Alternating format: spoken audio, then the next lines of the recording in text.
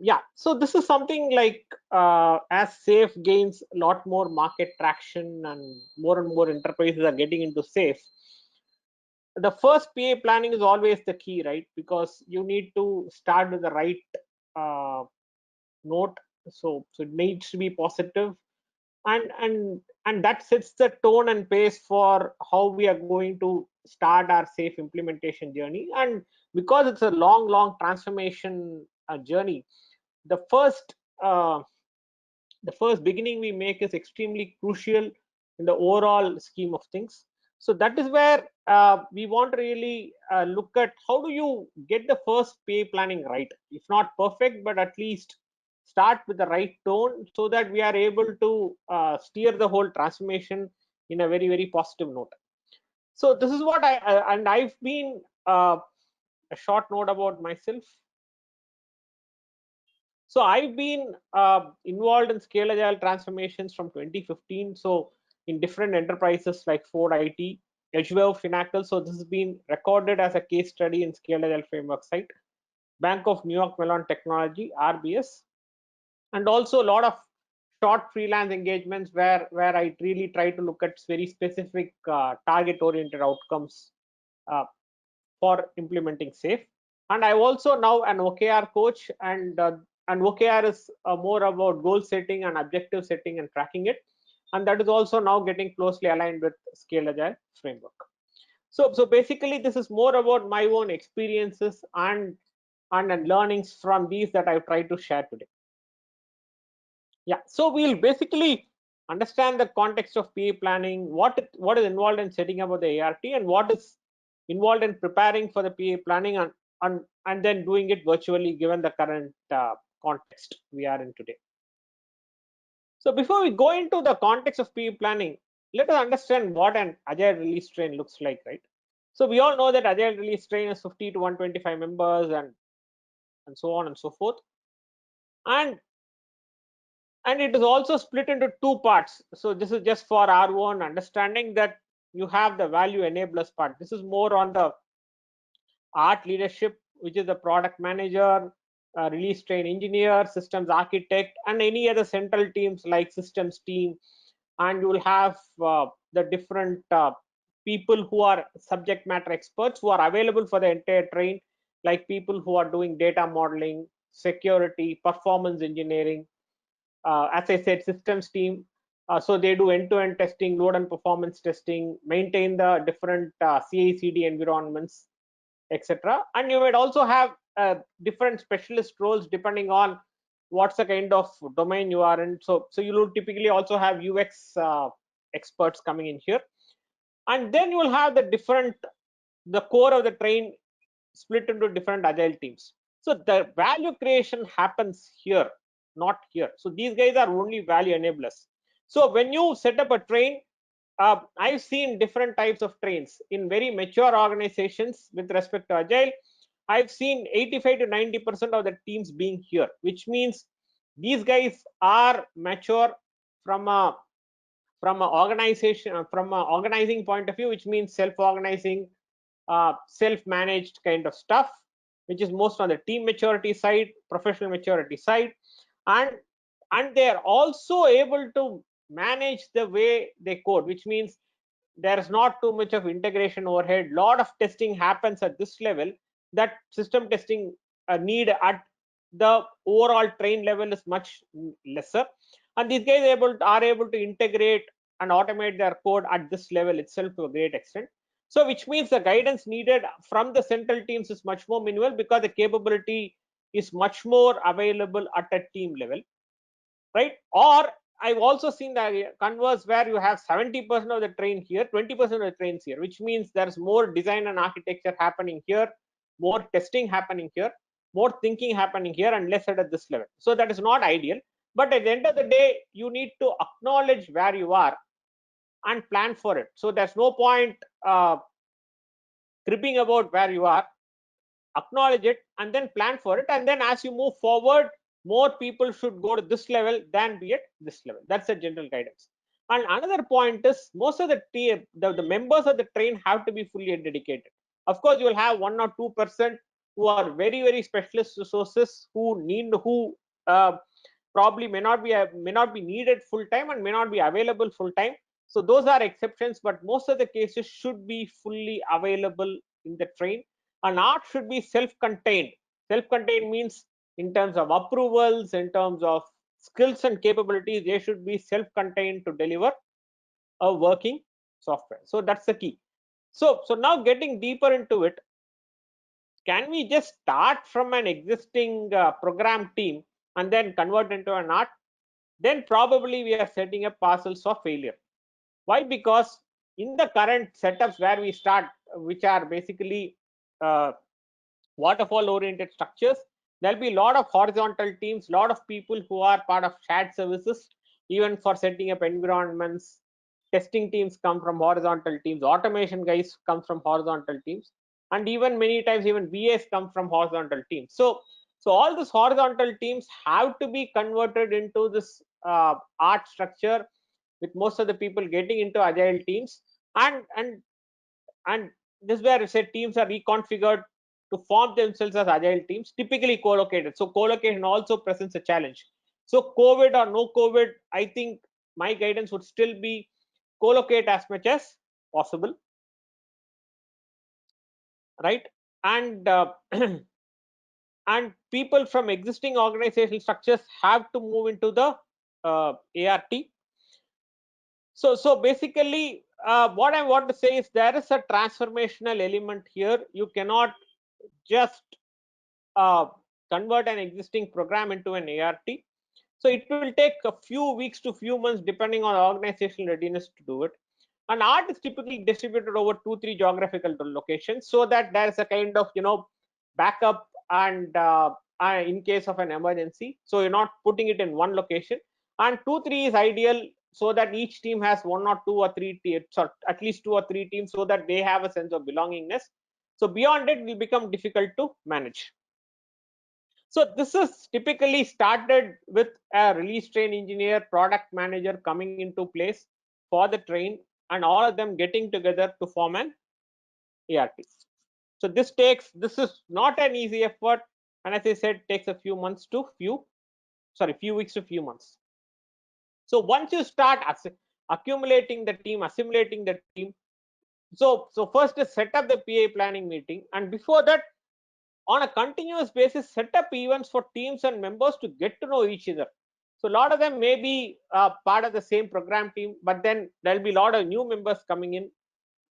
Set up events so that they are able to understand each other, know each other, make it fun, and help them build rapport, and so that everyone knows what's their role in the train, so that they know who's doing what, and that becomes easier to facilitate any conversations before and during the PI planning. So please realize that a lot of it in terms of preparing for the PA planning and organizing the PA planning itself is a lot more on the facilitation side, most on the soft facilitation, not facilitating in terms of pre-programmed, pre-configured meetings, but making it on an ongoing continuous basis. And a lot of it is going to be soft and in today's world virtual. So which means the facilitators toolkit which the scrum masters and RT need to have should be very, very high and diverse.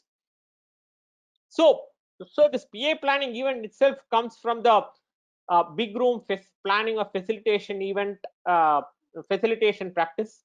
So PA planning is in the heart of scaled agile framework, and intent is to enable person to person connect. So that's why we said build that familiarity and connect with all the art members, not just within our team but the entire art. Promote impromptu conversations and help the art come up with a plan which the entire team is signing up to. And it's also about cross domain planning. So as we said, we are looking at perspectives coming from design, development, testing, non-functional requirements like security, performance, scalability, etc. And you are also going to have people coming from the product management side, release management side. So all the different trade-offs will be discussed, and it will be a common objective which the art is going to sign up to. And we also want the full art to be present, whether it's done face to face or virtually. And we also have different models where people are split in 2 or 3 locations, to everybody joining in remotely given the current COVID context. So again, stressing the point that it's mostly about facilitation and whatever is needed to build that environment where people are able to share their thoughts freely and openly, however uh, uh, strong it is, uh, and building that environment of openness and trust is very, very key, and that needs to be happening in the run up to the PA planning meeting. So the PA planning meeting, as we said, is going to be a 2-day event, but given that a lot of it is virtual and given the guidance that it's going to be 2 or 3 locations distributed across the world, we would expect it to be spread over 3 to 5 days depending on the overlap of time zones. All ART members need to attend, so we're not limiting it just for the leads or senior members. And we also want representatives from the dependent teams outside of the ART. There can be upstream or downstream dependency. They also need to attend. And you also need the leadership to attend, which is primarily on the role of business owners and management stakeholders. And it's facilitated by the RT. So from again a preparation perspective, getting the time of these guys is absolutely important, right? And because getting their time, preparing them, prepping them, aligning with them is absolutely critical for the success of the ART. So now we come to preparing for the PA planning meeting itself, right? So as we said, the first thing is your organizational readiness. So the organizational readiness is how ready for them are they in terms of structural flexibility to let the art being set up and alignment with the business, because whatever is the business goals at an at a enterprise level or at the business unit level, those need to be translated as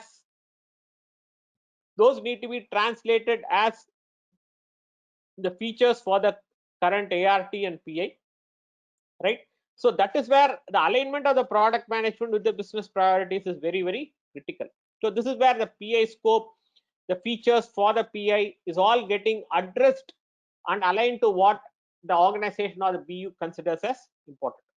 So this is where the transformation really gets kick-started, right? So if the leaders are really walking the talk, this the most critical part of the ART foundation itself is done well, then the path becomes much, much simpler.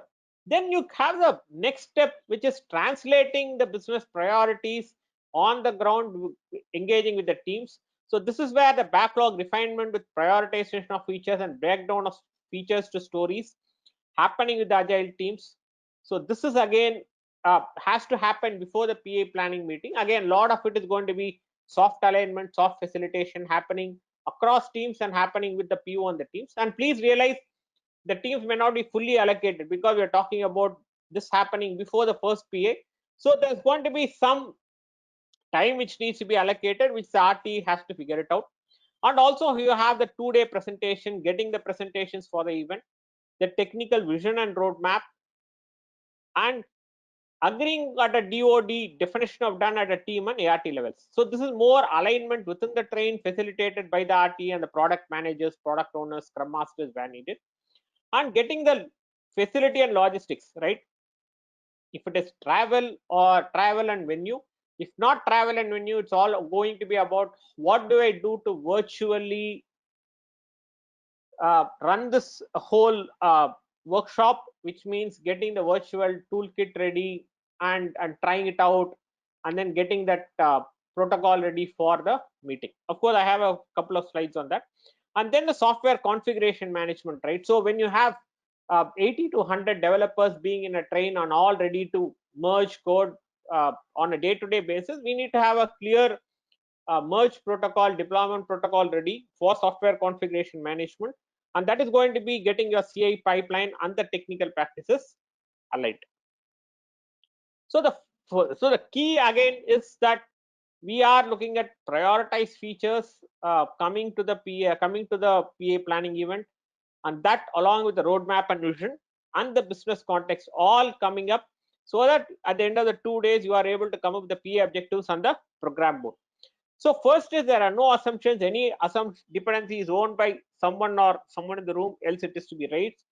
trade-offs and constraints are discussed openly. So this again is alluding to the previous point we made, that there needs to be an environment where people know who is doing what in the whole ART, and they are open enough, and the environment is open enough to allow for candid conversations on dependencies, challenges, and risks and trade-offs, so that you are able to come up with a plan without any dependencies, without any assumptions. And each of the teams plan for which feature they can complete in the PA draft PA objective. So this is where before the PA planning, the teams need to at least be sounded about which feature they are likely to work, so that they, along with their product owner, break the features into stories, and they are reasonably prepared prior to the PA planning meeting.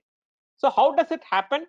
So product owners socialize the features for the upcoming PA. Please remember, this happens before the PA planning meeting, in the weeks before the PA planning meeting, and thus distribute the features across teams, right?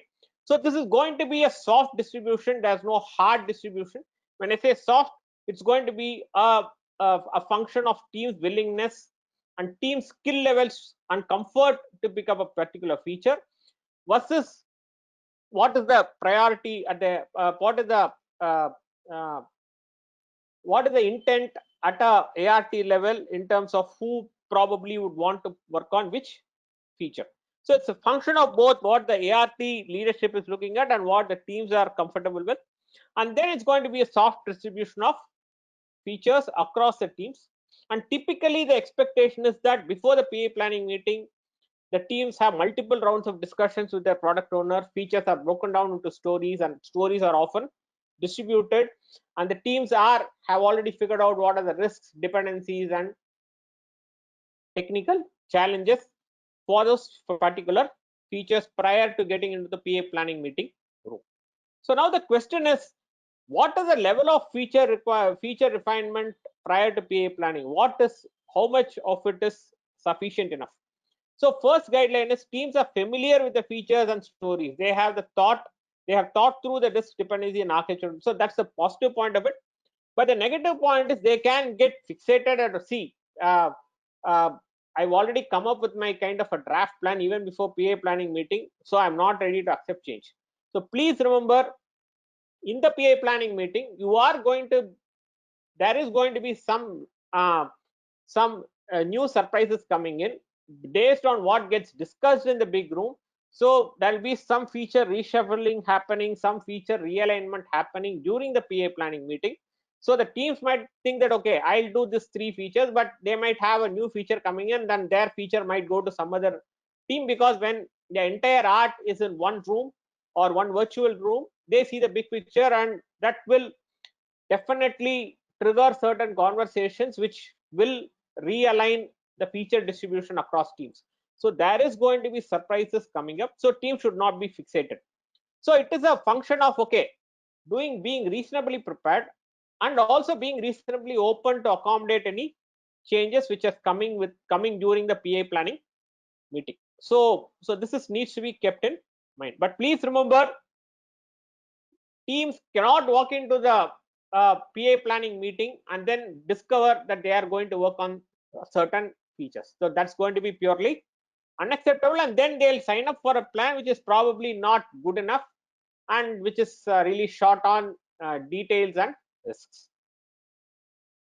And then next is, as I said, you are talking about 80 to 100 members who are merging their code on a day-to-day basis into the configuration management system, probably it is a Git or a ClearCase, whichever one it is.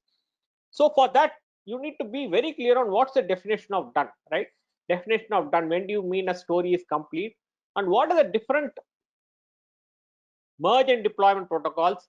So where are we going to make our daily builds? And what is our CI/CD pipeline? What are the tools in the CI/CD pipeline, right?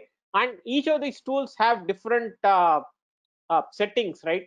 For instance, what's the guideline at a train level for, say, unit test automation? It's going to be 60%, 70%, 80%, or 90%. Or for different modules or different components, is going to be different. And what's going to be the warning and alert settings for, say, tools like SonarQube, which is going to look at clean coding guidelines, or for or for say the different security and vulnerability mapping tools which are there part of the CI/CD pipeline. And what is your merge guideline, right? Are we going to have feature branches which is not recommended? Are you going to just merge to one branch? And if it is going to be merging to one branch, how do we ensure that the build or sanctity is maintained, that there's no one rogue merge which is going to destroy our which is going to kill our builds? And if there is a rogue merge, how do we handle it, right? Those all these types of ways of working needs to be figured out and needs to be discussed prior to the PA planning meeting and then settled and then published here, so that everybody is clear that okay, am I going to merge code on a day-to-day basis, and what's the ways of working for coding? Otherwise, please remember, you might get everything right, but if people go and then mess up uh, the integrated code, then it's going to become very difficult to steer the train. And this is all needed because please remember, continuous integration, right, is at the heart of success of a scaled agile framework, ART, because then you are able to demand, you are able to release on demand, and then we are also making it much more productive because the overheads of integrating is much lower, and you are all testing at source, and you are really setting up the discipline which is needed for a team of say 80 to 100 developers to work together and have a code in a live working state day in and day out.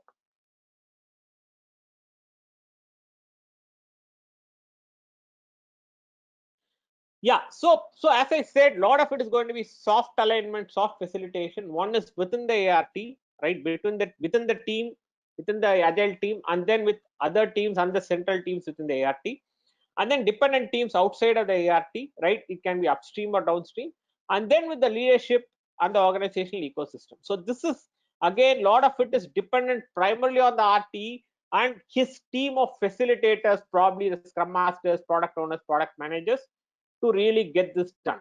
So more aligned it is, it's going to become easier. And please remember, this alignment is again not going to happen through structured meetings. It might happen through one-on-one conversations. It can happen through webinars, or it can just happen through discussions on a Slack channel, right? Today, earlier it was happened through coffee discussions, coffee table discussions. Now that is probably out for next reasonable year or so, a lot of it is going to happen through WhatsApp or even Slack conversations. So this is the today agenda we are talking about, right? So if I look at what is involved in this agenda, right? So the first is alignment of the art with the executive leadership. This we've been talking of as the most important point. So whatever the train does should make business sense for the leadership, right? This is again coming up to that point of objectives and key results, where we are talking about the entire organization working in tandem with what's important at a leadership level. And then you have the product or solution vision and the architecture vision. So this is alignment of the art with features, this is the business features and their priority, and the technical direction and practices. So this is aligning one on the business features, what is getting developed, and also the technical aspects of it. So this is again coming from the product owner, product management and systems architect. And then you have the team breakouts where teams are making their individual plans. So this is where teams connect with the rest of the art in the big room and then come up with the plan. People walk up or digitally connect for the dependency and get things going. And you are also replanning it based on the feedback coming from the management, and also to cover up any open issues. So this is where trade-offs are openly discussed and team is going to come up with a plan. So this entire agenda is made for a 2-day face-to-face setup. So please feel free to make it as 3 or 4 or 5 days depending on the overlap hours and whether you're doing it virtually. And if you're doing it virtually, give more time for each of these sessions so that people are feeling comfortable to absorb the content and have any discussions, open uh, sessions for clarifications or clearing the doubts, so that you are able to get everyone along in a very digital context as we see today. So this tight packed schedule of 2 days is not going to work if you're doing it virtually, right? So preparing for the PA planning virtually, right? So first is visualize the tool ecosystem. So it's very important that we figure out what's the tools we are going to use for this particular session. And so it is not just going to be it's going to be about whether it's going to be Microsoft Teams, or I'm going to use Zoom, or anything else which is available for in the organization, and implement and check the organizational readiness, given that okay, uh, uh, can people connect from home, if they and can, if you're connecting with a VC from some place, are able to work from office, how does it all work. And visual and facilitating a virtual workshop is a different ball game. So you need to set up those virtual facilitators for the event, and then also get them going, agree on a ways of working, or what is it, a working protocol for this virtual PA planning meeting with the entire train, and and get comfortable with the tools. And there's going to be, you need to use a lot of Slack channels, for instance, and then you need to have common areas where people are going to put this materials, put their plans, have a virtual program board, etc. So do all this pre-prep before the PA planning meeting. So that will be another track. So as we saw earlier, right? So this will be another track. Instead of facility and logistical readiness, we'll say readiness for the virtual event. So that will be a completely separate track, and you need RTE to be supported by few others who are going to take ownership for certain aspects of it.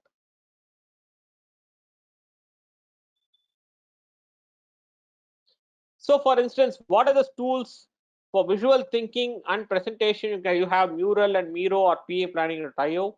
For team collaboration, you have Slack and Trello.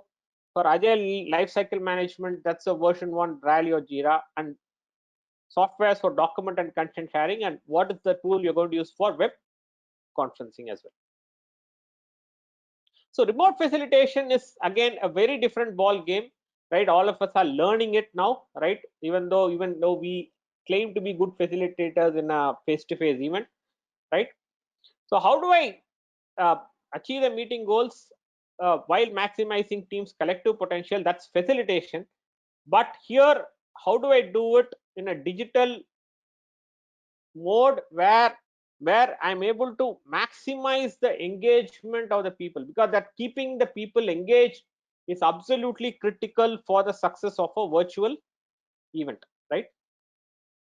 Because people can get lost easily. You have no control on what they are watching or what they are doing, and what is getting through and what is not getting through.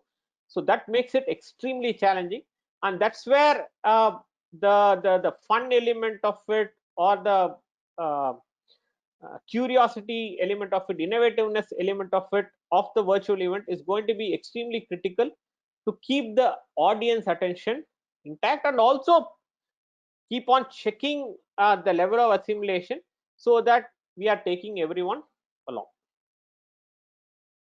So just to reconfirm, so it's going to be our team and digital confirm tool ecosystem with guidance, and have a plan B ready, have a slacking schedule, so that you're not, so that if there is an issue, if you want to spend some more time on some event, you still have that Slack ready to handle it. And please remember, the first time is always going to be tough. We'll have to get through with a learn and adaptive mindset, and be prepared for challenges and surprises. So now I want to really share some of my own experiences in this area from different organizational contexts, right?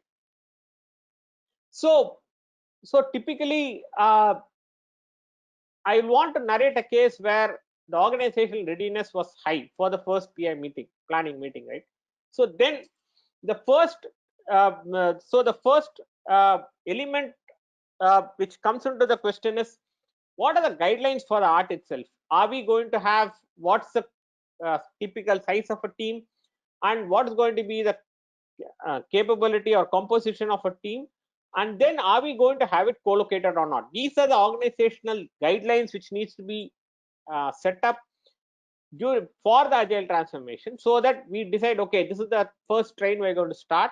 So we figure out, okay, what's going to be the discipline or protocol surrounding setting up the ART, right? and what are the norms for sharing people if needed. As we say, we don't recommend sharing people, but then if there is a case for it, what are those protocols and what are those exceptions that we are going to permit?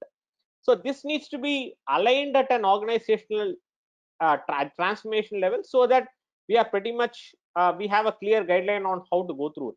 And then the first step is often figuring out who the RTE is, and then we also have coaches working closely with the RTEs to assemble rest of the train. And as you are aware, people are probably stuck up in their existing projects. As they get relieved, so they'll come into the train. So there is going to be some level of chaos, because depending on when people get out of their existing engagements into this new engagement, and also spending time for the the backlog refinement, or coming up with the CI/CD stack, or coming up with a technical vision, etc., for the program. So there is going to be some chaos in the week. So that's why I said typically it's going to be between, say, 3 weeks. Sorry, between, say, 1 to 3 months, depending on the organization readiness. But I would say it's not going to be anything less than 3 months, because that's the kind of effort which is involved. And please don't uh, uh, discount that the organizational change which is involved. In another case where I would say the organizational readiness was poor, so we were trying to build a product which is working for the entire enterprise at that point in time. So the funding was coming from 3 different business units, because it was a common product to address the entire enterprise, and the ownership of the product was with one BU. But then the technology teams from the other 2 BUs also said, see, we are also funding it, we also want to have a say, and we also want to play a role in building up that particular product. So then it was going to become very difficult, because how are we going to structure them as ARTs, or are we going to form it like a large solution where each of the where there's going to be 3 ARTs for, or many ARTs structured at a BU level. So then it became very, very complex in terms of who is going to have who is going to really hold the anchor at a value at a large solution level, value stream level, and so on. So in fact, in those cases, the conversations themselves took 9 months. So to just get our first PA up and running, because you are talking of breaking organizational barriers, and that's not going to be often easy in large corporations, right? So what we need to be very mindful is that these are going to be very slow, time taking conversations, where the RT needs to be very good facilitator, negotiator, and a problem solver. So patience is key. He needs to be tons. He needs to have tons and tons of it to get it going. And then please remember, if you don't have a CI/CD pipeline ready, then do the PA planning ready. PA planning when you have it ready, because if teams can't start their first day of the PA with clear guidelines on where to merge, how to merge, and your development ecosystem up and running in good clear shape, then there's no point starting a PA, because it will become a pretty much of a disaster, because teams will struggle to merge. And then your first step is always the key. So there's also a lot of soft skills training which is needed for the scrum masters, especially on the facilitation skills, so that uh, it becomes easier for them to move towards the new role, which is more on the servant leadership side. So what I want to say is, it's not going to be easy. Of course, in many corporations, as part of the agile transformation, they realize it, and then there's going to be support available in form of other agile coaches. But then at a team level, depending on your role, please figure out that, okay, if you're an architect, please figure out that there needs to be a mature CI/CD pipeline and merge protocols which needs to be there. If you're a product owner, alignment is the key. And if you are a scrum master or an aspiring RTE, please know that facilitation is very, very important, and you need to spend tons and tons of time preparing for it. And virtual facilitation is a different ball game. So even all of us who are supposed to be facilitators, good facilitators on a face-to-face setup, are really ramping up our skills to suit the digital world in a post-COVID era. This is what I wanted to sum up today. So I'm probably right on time at 8:39. So I'll just now move over to the questions part of it.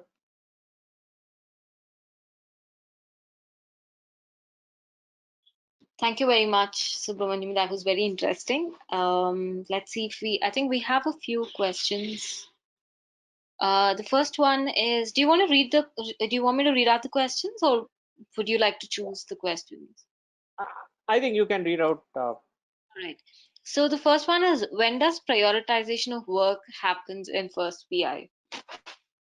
Um, yes, yes, Amatus. So the prioritization will happen during the in the pre-PA planning phase, as I said, prior to the PA planning. So you remember, Amatus, we were talking about aligning with the organizational objectives, right? So the alignment means the features which I'm picking up for the PA should directly align with the organizational objectives. So forming those features, prioritizing those features happens probably at least 2 months before any PA. Even if you are in an ongoing PA, at least 6 to 8 weeks before the PI's planning happens, they need to be prioritized. And there are techniques like weighted shortest job first, which are available for prioritization. So once it is prioritized, then you said it's allocated. Yes, the features are allocated between the teams, soft allocated between the teams, and then the next step of breaking up features or breaking up features into stories happens. What is the role of business analysts in PA planning? So typically, business analysts, there's no role like a business analyst in an agile setup, art setup. You either have them as product owners, or you will have them as part of a cross-functional agile team. So typically in the PA plan, so depending on whether they are part of the agile team or the product owner, they will have the role of, as I said, the backlog refinement, right? Breaking up of features into stories, adding details to stories, and then facilitating the estimation exercise where needed. So they'll have a great role to play in the backlog refinement in the run up to the PI plan. For how many sprints do we do PA planning? When is it recommended? So Nagamani, typically the PA length is 4 to 6 sprints, each sprint lasting 2 weeks. That's the guidance. But general consensus in the industry is 5 sprints make a PA. So that's actually 10 weeks. So thank you. It was very good. Can you share the presentation? Yes. So that should be available. The KH uh, YouTube We channel. will have a recorded version. Yes, we'll have a recorded version on our YouTube channel. Yeah. Now Vivek is asking a question. What exactly RT talks in a session after management and product? So the RT is going to talk about how this breakout sessions are going to work. Please remember, there's going to be breakout sessions, right? So first, my executive leadership is going to talk about what are the business objectives. Then the prioritized features will be shared by the product manager. Then the technical practices and technical vision will be shared by the systems architect. Then RT shares about how the PA planning is going to work, especially those breakout sessions. So here the guidelines will be on how much time is available for the breakouts and what are the working protocols for the breakout sessions. So where do they put their outputs of their plans, of their discussions, and how do each team reach out to each other team, and how do each of those teams talk to the central team members of, say, the systems architect or systems team. How do they make the program board? So basically it is about nitty gritties of how do we make the plan working as an ART, and how do each of the teams work with each other. So those working guidelines will be presented by the RTE, so that then the teams can just get off on their own in their breakout sessions and get cracking on their plans.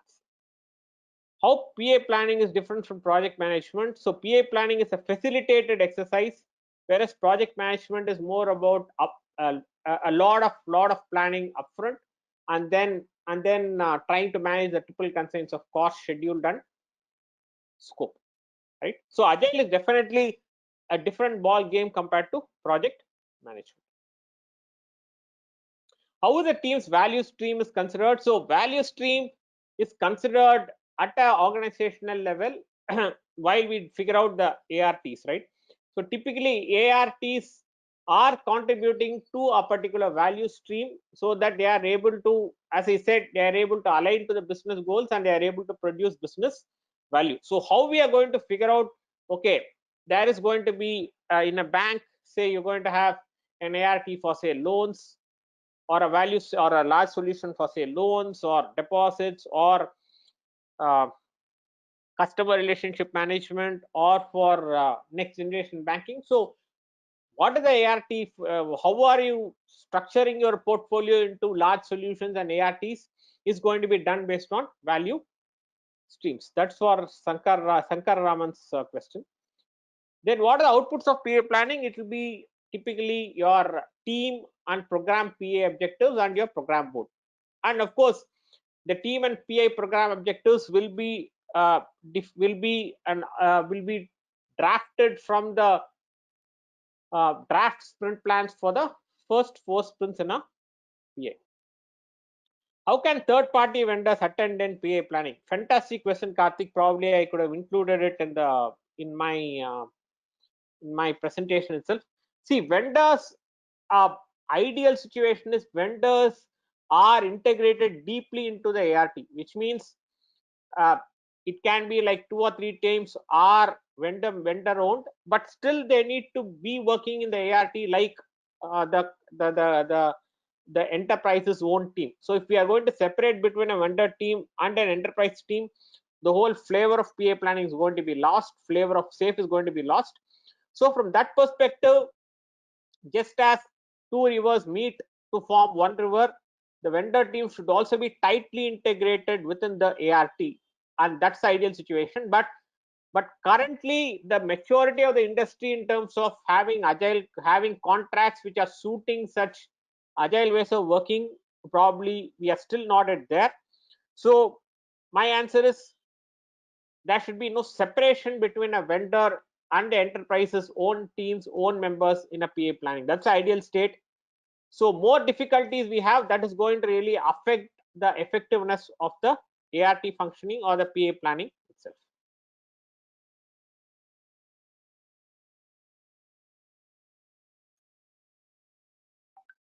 Yeah. But short answer is they need to attend. So what preparation a PBO should do before PA and key focus area for them? That's what Ayushi, it's going to be about backlog refinement and socializing with the teams, helping the teams estimate and also helping the teams figure out the risks dependencies prior to the PA planning and planning for them actually, right? Who writes stories at what stage of PA planning? Yes, Vivek, as I said earlier, it needs to be done in the weeks and days prior to the PA planning. Typically, it's done by the product owner, and where teams can contribute, they should actively contribute in coming up with the stories. So Satish is still asking about the actual PPT, and that I think Shruti will be able to answer. Yeah, Satish, we will not be able to share the actual PPT, but if you want to refer to this again, like I mentioned earlier, you will be able to find a recorded version of this. The actual PPT will not be shared with attendees. Thank you. What should be done in the first most PI? So it will be again the priority, business priorities, as we have kind of talked about in a great level of detail. So whatever is important for business, those should be prioritized, those features should be prioritized, and that should be the objective of the first PI. Is a retrospective needed once the PI is delivered? Yes, that's part of the inspect and adapt in scaled agile framework. So there is a big room PA problem solving event at a ART level, Tejasvi. So what factors can affect the scope of the PA planning? So this is going to be more than the scope of the PA planning, I would say scope of the PI. So it is about the business needs, which is coming in form of the business features, and then there'll all be a lot of this technical or architectural features which is going to come up. So these are going to be things like refactoring or building up your CI/CD pipeline. This is what we call as architecture enablers. So it's a mix of both. So this is where the systems architect also needs to actively participate in prioritizing the backlog and also refining the backlog so that there's a harmonious balance of the technical architectural enablers, technical enablers, infra enablers, and the business related features as part of the PA scope. Otherwise, the scope of the PA planning is very clear. There is no the entire ART needs to come together and come up with the team and program level PA objectives and the program board for the entire PA, just to set the expectations at an org level that okay, this is what we as an ART are striving to deliver, and to also accommodate any upstream or downstream dependencies which might come from the teams outside of the ART.